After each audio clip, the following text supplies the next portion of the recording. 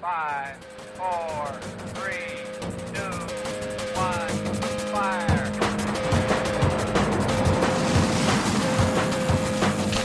The only thing we have to fear is fear. Mile 18. This is Endurance Nation.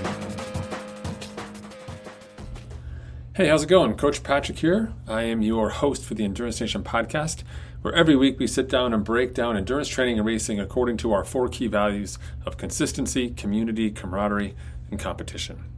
Every episode bases on a different topic, but of course each week we try and bring in something different, not only to keep you informed, but also to make you aware of all the different options that exist out there for you to be successful as an endurance athlete.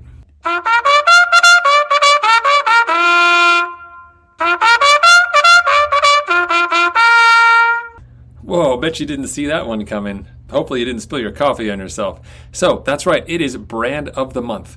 Every month we're on a project now to sit down and talk to a different brand, different aspect of endurance sports, whether it's clothing, gearing, nutrition, technology, even events. We're going to be talking to sponsors to learn more about the different parts of the puzzle that make endurance sports and endurance athletes just like you tick. So enjoy this behind the scenes look at a new brand, and we'll be back next month with another one. Give us your feedback, what you like, what you don't, over at facebook.com/Endurance Nation. Endurance Nation.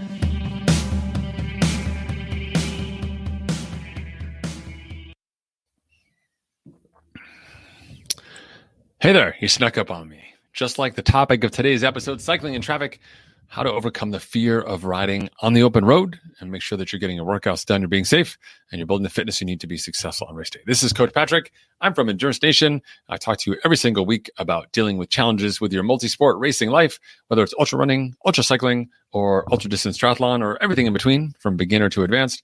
I answer your questions here to make sure that you capitalize on the knowledge we have inside of our community and put it to work. Inside Endurance Nation, we believe that faster is the new smarter, and we're committed to getting you there. So in this episode today, we're talking a little bit about open road anxiety, what it means to be out there and be struggling on the open road trying to get workouts done. Specifically, I love running and swimming, but biking scares me, especially in traffic. How do you get over the fear of sharing the road with cars? First and foremost, you kind of never don't. Like you just really don't, because that fear is a safety mechanism. It keeps you on edge and makes sure that you're following sort of the road rules and staying safe and being really smart. So don't think that you're ever going to ride without anxiety or without fear. And there may be times that are better for you to ride that have less of those elements. But at the end of the day, that element of fear is keeping you safe. And it's really important to sort of embrace it, recognize it, and understand it. Okay. Now, the next piece I want to talk about here is the questioner is asking about riding my bike in traffic. You pretty much, unless you're commuting to work, should not be riding your bike to work out in traffic, really in any way, shape, or form. Like, it's one thing to be on a road and a car's pass you every once in a while. It's another thing to be really in like chock-a-block, like backed up cars, trying to ride your bike, people turning, stopping, all that stuff. Like that's hella dangerous, and that's no place for a workout for you. Okay.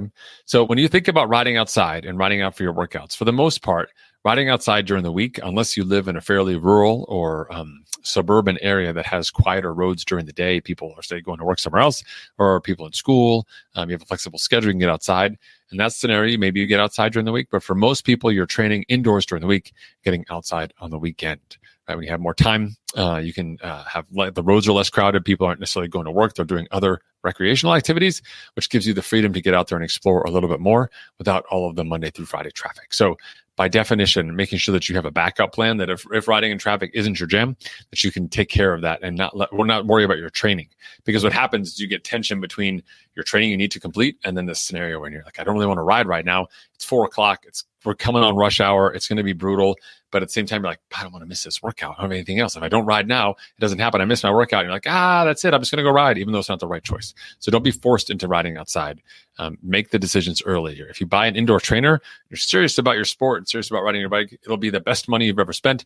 Some of my trainers I've had for 3-4 years, riding, 4 times a week on average. I've more than spent enough time on that bike to make up for the $800 price tag.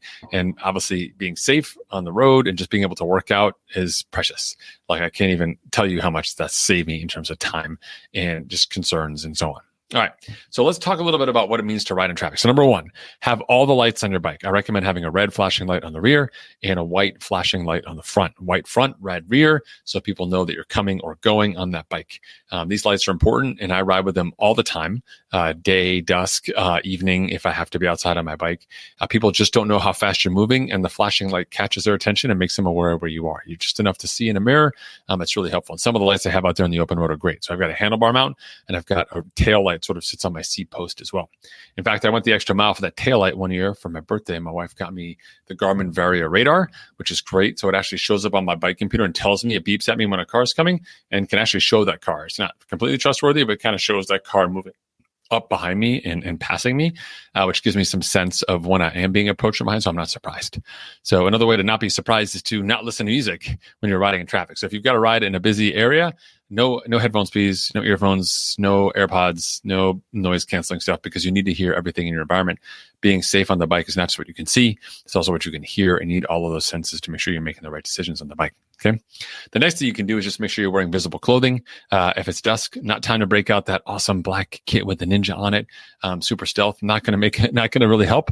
Most of us don't have reflectors on our bikes, so the flashing lights matter, but our clothes and our helmet choices do as well. So make sure you are visible. Bright red is the color of Endurance Nation. Very, very visible. So easy to do. And we've got some white lettering, especially on the outdoor kit, that's reflective.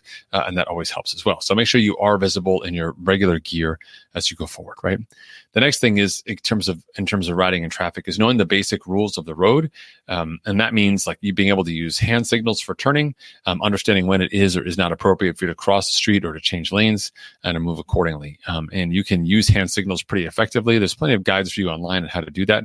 But don't be shy. Hand signals are really important, even in really obvious scenarios, what you're doing, because drivers can't tell and they're just guessing. And most of them have not ridden a bike. They haven't ridden a bike like you. They probably haven't ridden a bike that fast. And they're not quite sure what you're going to do next. They just assume you're going to keep doing what you're doing right now, which may not be the case if there's a pothole in front of you, or you got to go left because the thing's beeping at you, or whatever the reason may be. So use those hand signals, be smart. Do your best to make eye contact with the drivers as you're navigating through traffic and getting permission to turn, so you're not, someone's not overtaking someone else, etc. You're being super safe. If you're worth your salt, your weight in salt in any way, you've done a little bit of local research, talked to other teams, found places that are safe to ride, parks, bike paths, specific roads or neighborhoods where it's quieter than other places. That can be a great place to go to put in the work, and that could be super helpful. So kind of offset some of the concerns about being in traffic by doing that piece as well. Another thing you can do is just not do intervals. So the challenge with intervals, much like sort of setting expectations about yes workout or no workout, whether or not you have an indoor trainer, the problem with the intervals is that all of a sudden you really got to do 7 minutes and you got to do it at a certain effort. So you come up to an intersection like, I don't want to stop because I got this interval. And the hard work and poor situations, again, forces our hand and forces us out of our comfort zone. So don't get into that uncomfortable place. Only do the types of workouts and spaces that are amenable to it. We don't want you to be super aero in the aero bars riding through a parking lot just because you're an aero bar hour and you have to cut through this parking lot. Like, it's just not safe. In riding a bike in general is fitness building. So you don't have to go too nuts in terms of making sure that you're focused. You have to be totally dialed in, etc. If you really want to be in a wind tunnel, go to a wind tunnel, right? Or practice in your garage. I have no idea, right? But don't do it in a parking lot. Don't do it in a crowded area. We definitely don't want to mess around with cars. Most car accidents happen because people are just making poor decisions when they're driving. They don't appreciate what you're doing or how you're working. So make life easier for them by being smart, by being deliberate, by using hand signals, by taking your time. Slowing time down for you slows it down for everyone else, and you can be a lot safer in that regard. Okay. Last piece on road safety and road anxiety that a lot of things come up with for people is that, yes, you can ride on the same side of the road as the cars, just the cars and traffic are going. But there's some often debris or problems or things like that. So what do you do when you've got to, maybe even come off the shoulder a little bit and go around something? First order of business, you want to get really good at checking back and see if there's a car. You're just touching your chin to your shoulder allows your peripheral vision to activate. You can just look down like this and you'll be able to see if there's a car behind you immediately right away. Before you even do that, you can also put your hand out and let people know that you're coming out, like literally pointing to the side so people know that you're going to go left or right. You like literally point hand, like point, so people know what you're doing. That could be super helpful as well. So at least give them an early signal, assuming that they're looking at you, which is why we always peek back. And before you ever really come out in traffic or turn left if you need to, really make sure you get a good look back to understand that things are okay. That means you have to be comfortable riding your bike sometimes with one hand so you can kind of turn back a little bit more. Or if you're in a group, the last person in the group can kind of make sure that it's clear for everyone else, by checking and then articulating that back up with some loud voice. Now, when we think about going through the process of changing lanes, etc., one of the things I mentioned earlier was those obstacles, manhole cover, pothole, whatever. What we want to avoid is sudden movements on the bike for people. So really important that you keep your eyes on the road in front of you 15 to 20 feet so you can anticipate these obstacles. And instead of if this is an obstacle, instead of riding right at it and the last second jerking out, when we see that obstacle, we start moving out a little bit earlier. So make it more of a gradual easing out into the road, and then we ease back in again. So we smooth out going around obstacles, sand, things that are dangerous, big sticks, etc. Instead of making it last minute, we actually take our time and kind of carve out some of that space so cars can work with us. If we're moving in the same direction and we're moving at a relatively decent speed, 15, 16 miles an hour, you coming out for a bit and going back, not a problem. Because you're not really disrupting the flow of traffic. That's great. It becomes a problem if you jerk out in the last minute and the car's got to swerve around you. And then you've really sort of forced everyone's hand by acting quickly. So taking your time to do it. If you are new to riding outside, I would recommend riding with a group. You can learn a lot from riding with other people, what to do and sometimes what not to do. But it's also safer in a crowd because you're more visible and people are kind of used to it. Particularly on the weekends when people have an agenda, they themselves may want to get to a place to swim or get to a marina or go fishing or whatever their weekend jam is, get this done before the in-laws show up. And they may also be in a rush. So just remember, we always follow the safety rules.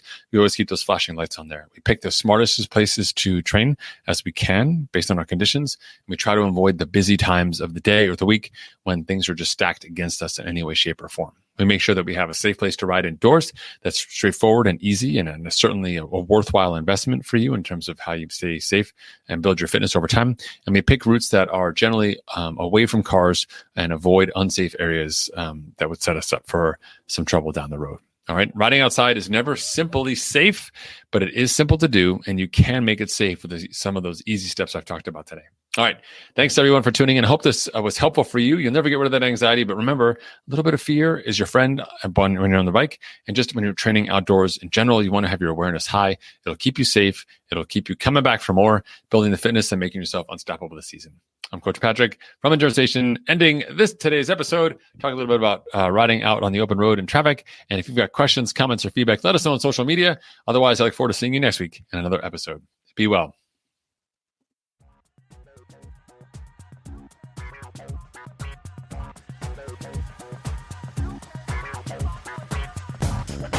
For more information about Endurance Nation, visit us online at endurancenation.us. The provided music is from the Podshow Podsafe Music Network. Check it out at music.podshow.com.